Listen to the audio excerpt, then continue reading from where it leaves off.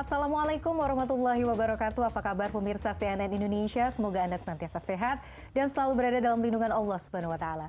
Perkenankan saya Meladia Rahma hari ini akan menemani pagi Anda dalam program Gapai Kemuliaan. Seperti biasa saya tidak sendiri, sudah hadir bersama kita Gurunda Kiai Haji Muhammad Faiz. Assalamualaikum. Waalaikumsalam warahmatullahi wabarakatuh. Alhamdulillah baik. Sehat seperti biasa Pak Kiai. Sehat seperti biasa. Hari ini akan membahas tema yang sangat menarik berkaitan dengan kemuliaan guru. Karena guru ini kan ada di sekitar kita. Setiap hari kita juga berinteraksi, tidak hanya guru di sekolah begitu ya Betul. Pak Kiai, tapi orang tua dan semua orang mungkin yang ada di sekitar kita yang memberikan ilmu, kita bisa anggap sebagai guru. Bagi Anda pemirsa yang juga memiliki pertanyaan, Anda bisa menyampaikan pertanyaan Anda melalui email yang tertera pada layar kaca. Langsung saja kita membahas kemuliaan guru dengan Kiai Faiz. Pak Kiai, kalau kita bicara guru dalam perspektif Islam, sebenarnya derajat guru di mata Islam ini luar biasa mulia ya? Iya, karena di dalam Al-Quran Allah berfirman, Yarfa'illahu ladzina amanu minkum walladzina utul ilma darajat. Orang itu diangkat derajatnya di dalam agama, itu karena dua sebab. Yang pertama karena keimanannya, yang kedua karena keilmuannya. Ketika ilmu itu melekat pada seseorang, apalagi yang kemudian kita pahami sebagai seorang guru, maka kita wajib memuliakan guru. Karena guru itu adalah kedudukan yang mulia. Guru itu adalah penerus para nabi. Mengajarkan ilmu, bahkan juga mengajarkan perilaku, akhlak, dan banyak hal dalam kehidupan ini. Oleh karena itu kalau kita pahami bahwa para ulama misalnya itu adalah pewaris para nabi, maka kita juga harus memperlakukan mereka sebagaimana seandainya kita bertemu dengan nabi. Jadi itu merupakan sesuatu yang dipahami, sesuatu yang diketahui, bahkan diwariskan secara turun-temurun dalam tradisi keislaman.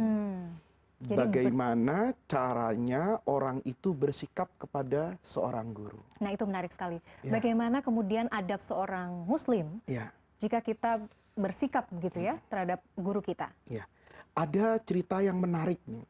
Dua sahabat Nabi yang berbeda usia dan berbeda nasabnya, garis keturunannya. Yang pertama itu adalah Sayyidina Zaid bin Harithah, yang kedua adalah Sayyidina Abdullah bin Abbas. Kedua-duanya sama-sama sahabat junior Nabi, usianya masih cukup muda. Kedua-duanya juga menjadi simbol kealiman anak muda di masa itu. Tetapi Zaid bin Harithah ini kan lebih dahulu berinteraksi dengan Rasulullah. Sehingga dalam bayangan Sayyidina Abdullah bin Abbas, ilmunya Zaid bin Sabit pasti lebih banyak. Apa yang terjadi?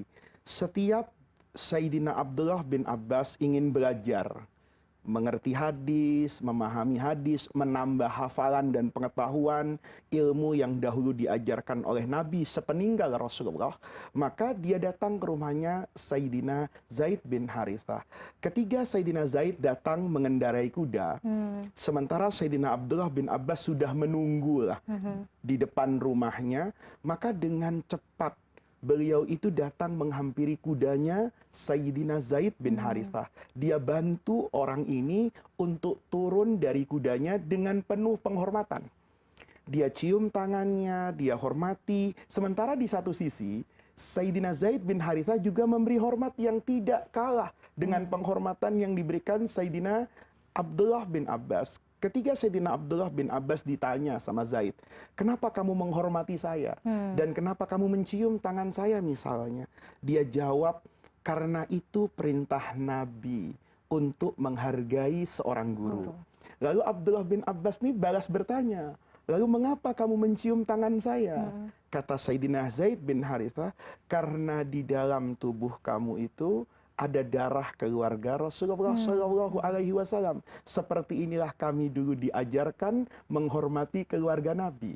Betapa ini menunjukkan keindahan akhlak dari seseorang yang menjadi bagian keluarga Rasulullah, tetapi kemudian juga menghormati orang lain, tetapi dia adalah gurunya. Itu adalah tradisi yang terjadi secara turun-temurun dari mata rantai keilmuan yang sampai kepada kita hari ini. Jadi yang namanya memuliakan guru misalnya kita lihat di pesantren. Kalau Mbak Mila pernah ke pesantren nanti akan melihat bahwa apa yang dilakukan oleh para santri kepada guru itu sebenarnya bukan ajaran lagi. Saya tidak pernah di pesantren saya mengajarkan kepada santri saya bagaimana cara hormat kepada guru. Tetapi secara turun-temurun oleh kakak-kakaknya itu sudah diwariskan cara menghormati seorang guru.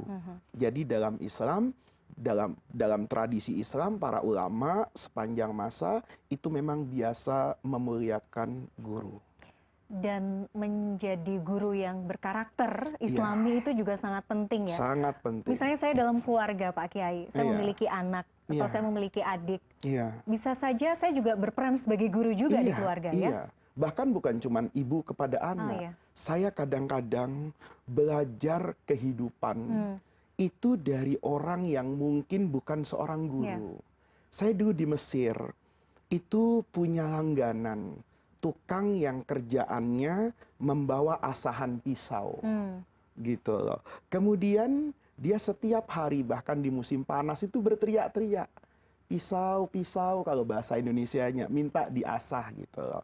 Maka saya keluar kepada dia, saya katakan, kenapa paman harus berkeliling keluar dari ke perumahan untuk mencari pelanggan? Kenapa nggak duduk saja di satu tempat yang semua orang itu tahu kalau paman ada tinggal di sana? Apa jawaban dia? Rezeki itu harus dicari, harus melalui usaha, harus melalui air mata. Setelah itu hasilnya berapa, itu kita serahkan kepada Allah. Tawakal itu bukan pasif. Tawakal itu kaki bergerak, tangan bekerja, akal berpikir, mata melihat, telinga mendengar. Tapi hati pasrah kepada Allah. Saya dapatkan itu dari tukang asah yang mungkin buta huruf. Maka semenjak itu saya melihat dia bukan sebatas orang yang membantu mengasah pisau rumah saya. Tetapi dia orang yang mengajarkan makna yang paling dalam tentang tawakal. Tawakal itu bukan pasrah dan kalah. Tawakal itu adalah mengerahkan segala daya upaya yang dimiliki oleh seorang hamba, tetapi pada akhirnya dia akan tunduk kepada ketentuan Allah setelah bekerja. Itu juga seorang guru dan saya merasa sangat perlu memuliakan orang seperti itu. Jadi kembali lagi seperti yang disampaikan Pak Kiai sebelumnya, bahwa kita melihat orang itu takarannya dua tadi ya Pak Kiai. Betul. Iman dengan ilmu. Jadi siapapun bisa menjadi guru kita. Karena iman itu akan mudah dicerna kalau dia berbasis dengan ilmu. Sementara ilmu itu akan lurus kalau dia dipandu dengan iman. Jadi kedua-duanya itu harus berjalan seimbang. Itulah mulianya seorang guru yang juga beriman dan beragama. Di satu sisi dia bisa memahami wahyu tuntunan ilahi, tapi di satu sisi dia juga mensyukuri rahmat karunia Allah yang memberikan dia akal yang cerdas. Gabungan antara akal yang sehat dan panduan wahyu ini akan menjadikan dia sebagai guru yang benar. Oke, jadi itulah yang seharusnya menjadi karakter. Karakter seorang guru bisa mendamaikan akal dan hati. Kita kadang-kadang bertemu dengan orang bisa mendamaikan akal kita, tapi hati tidak menerima. Tapi saat kita jatuh cinta, kita selalu menggunakan hati walaupun akal mengatakan itu salah. Seorang guru tidak boleh seperti itu. Dia harus mampu seperti Rasulullah, mendamaikan akal orang dan juga mendamaikan hati orang. Dan guru juga harus bisa mengamalkan ya, supaya murid-muridnya ini bisa kemudian meneladani sifat sang guru. Itu sederhana sebetulnya konsepnya. Dulu guru saya bilang gini, apa yang keluar dari dalam hati, itu pasti masuk ke hati. Tapi apa yang tidak keluar dari hatimu, jangankan untuk masuk ke hati orang lain. Uang masuk ke hatimu saja tidak, apalagi masuk ke hati orang lain. Masya Allah. Pak Kiai, kita masih akan bahas terkait tema kita, bagaimana kemuliaan seorang guru. Pemirsa jangan kemana-mana, gapai kemuliaan akan kembali setelah jeda berikut.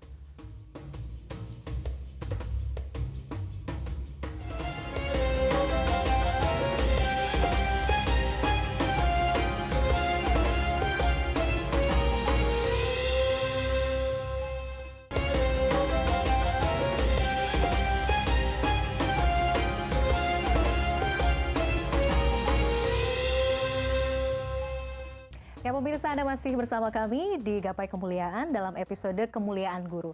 Pak Ustadz, kalau kita melihat dinamika atau fenomena yang terjadi sekarang, banyak sekali tampaknya kemudian murid-murid yang juga memiliki adab yang kurang baik terhadap guru. Nah, bagaimana kemudian Pak Ustadz melihat fenomena hal ini? Ya, kita harus menanamkan kepada mereka betapa pentingnya guru. Saya mengenal Allah dalam artian yang luas.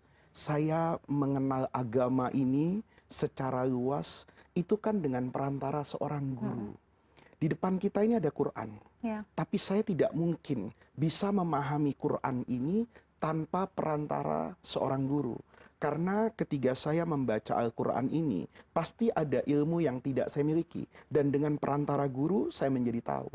Oleh karena itu saya harus memahami posisi ini. Seandainya bukan karena seorang guru, saya mungkin tidak mengenal Tuhan saya. Seandainya bukan karena seorang guru, mungkin saya tidak mengenal agama saya.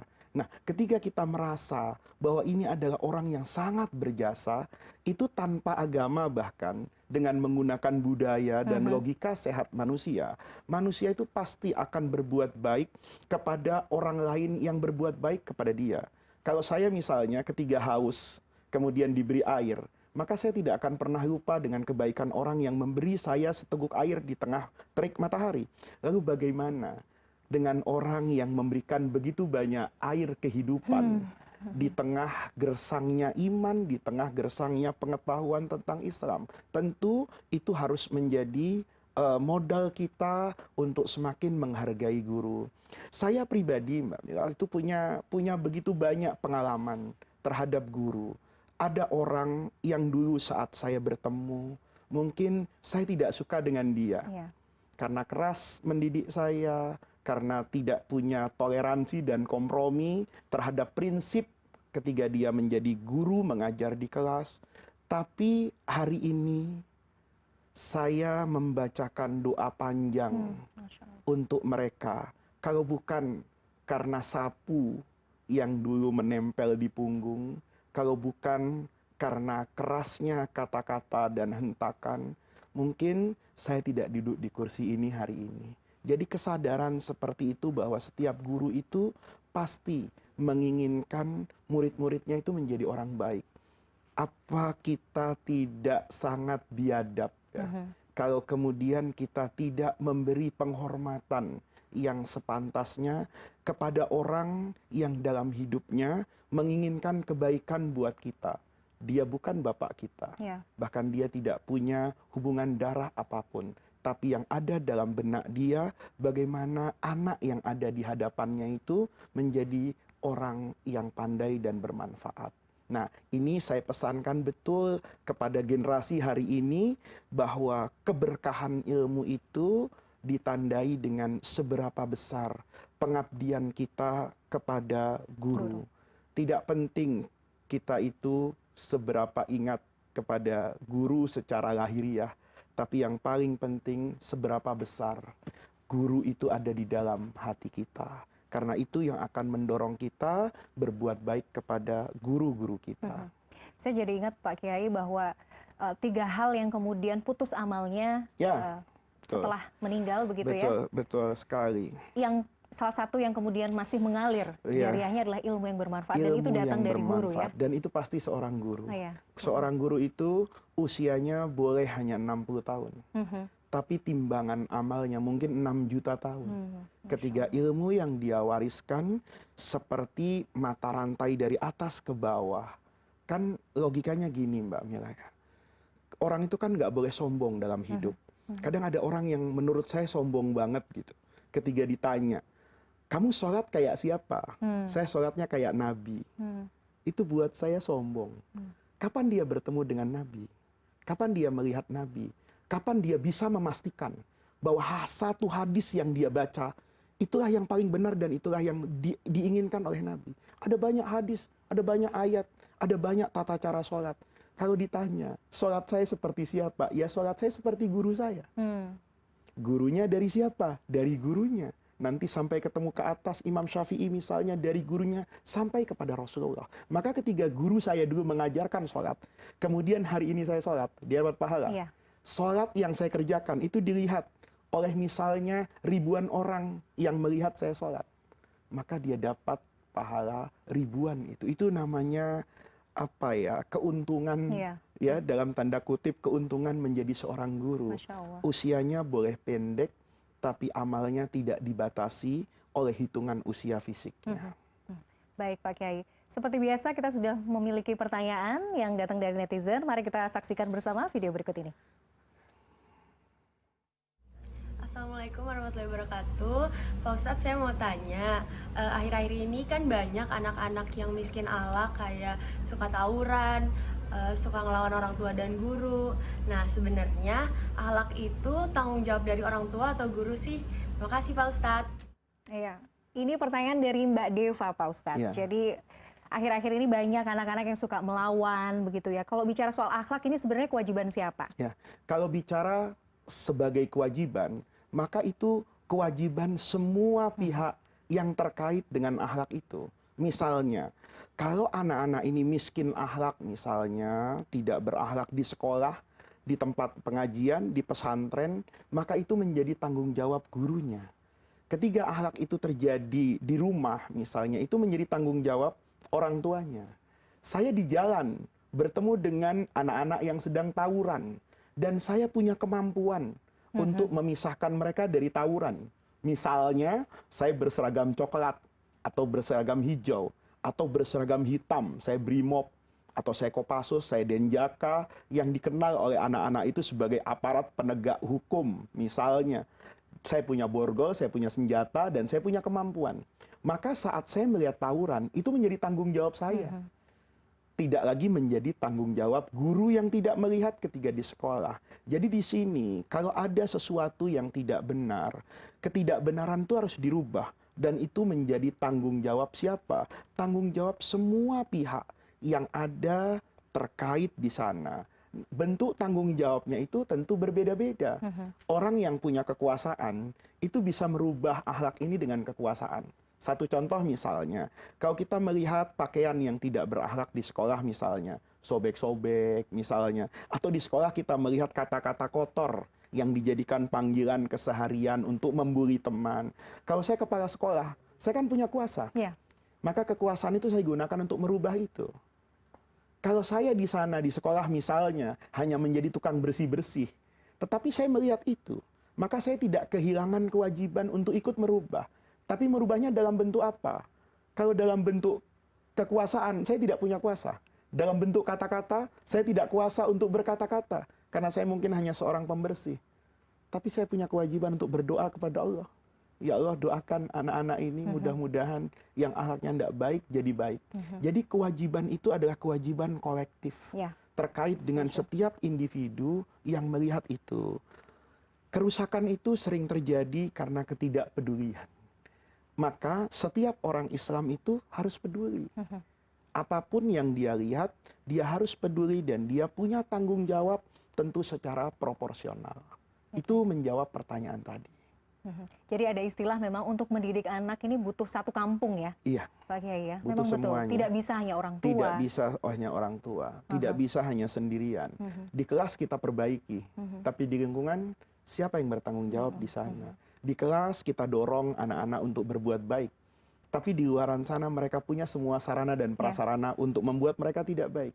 Dan itu tidak menjadi tanggung jawab pendidik semata. Di sana ada kontribusi dari pihak lain untuk merubah yang tidak baik ini menjadi baik. Pak Kiai, kalau kita melihat sebenarnya derajat dari seorang guru ini kan mulia sekali dalam Islam gitu ya. Tapi kita melihat fakta yang kemudian terjadi di lapangan, masih ada kriminalisasi terhadap guru. Kalau kita melihat juga kesejahteraan terhadap guru juga masih jauh dari harapan.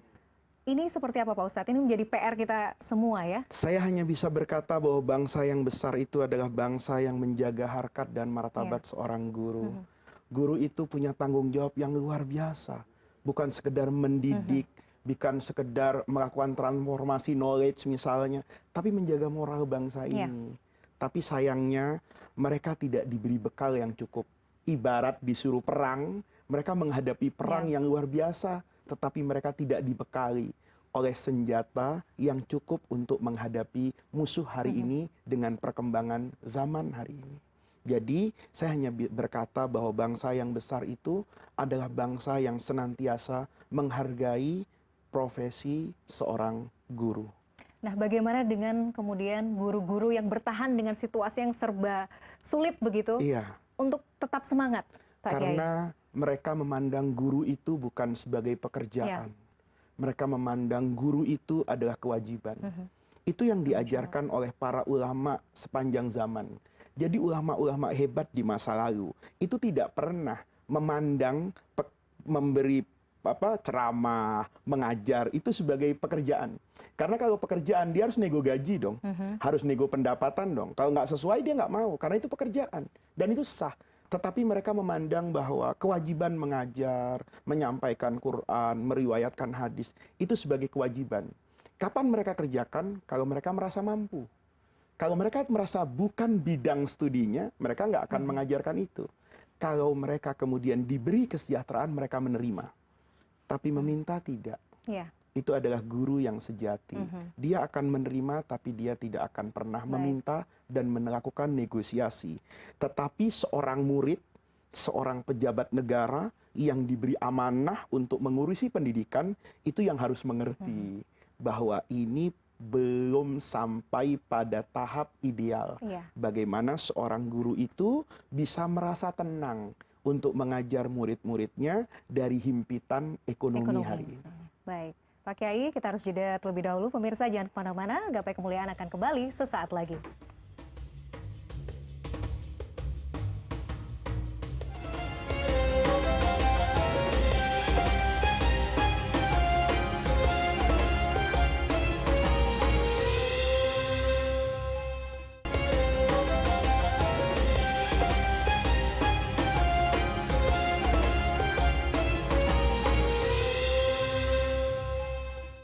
Ya pemirsa, kita sudah sampai di penghujung program Gapai Kemuliaan. Bagi Anda yang memiliki pertanyaan, Anda bisa menyampaikannya melalui email yang tertera pada layar kaca. Sebagai penutup, Kiai Haji Muhammad Faiz akan menyampaikan kesimpulan dan doa penutup. Saya Meladia Rahma undur diri, terima kasih atas kebersamaan Anda. Wabillahi taufiq wal hidayah. Wassalamualaikum warahmatullahi wabarakatuh. Seorang guru ibarat mengibarkan bendera. Bendera itu adalah murid-muridnya. Ia akan mengibarkan bendera itu dengan hati-hati sampai mencapai puncak kejayaan. Ia tidak akan pernah berkecil hati kalau suatu hari nanti ia akan memberi hormat kepada bendera yang ia kibarkan. Mudah-mudahan kita dapat bertemu dengan guru-guru yang senantiasa menuntun kita menggapai ridho Allah Subhanahu wa Ta'ala. Mudah-mudahan Allah pun merahmati semua guru-guru kita yang telah berjasa memberikan begitu banyak pengetahuan, tuntunan, akhlak dan budi pekerti. Rabbana atina min ladunka rahmah wa hayyi' lana min amrina rasyada. Allahumma la tahrimna khaira ma indaka li syarri ma indana. Kurang lebihnya saya mohon maaf. Wassalamualaikum warahmatullahi wabarakatuh.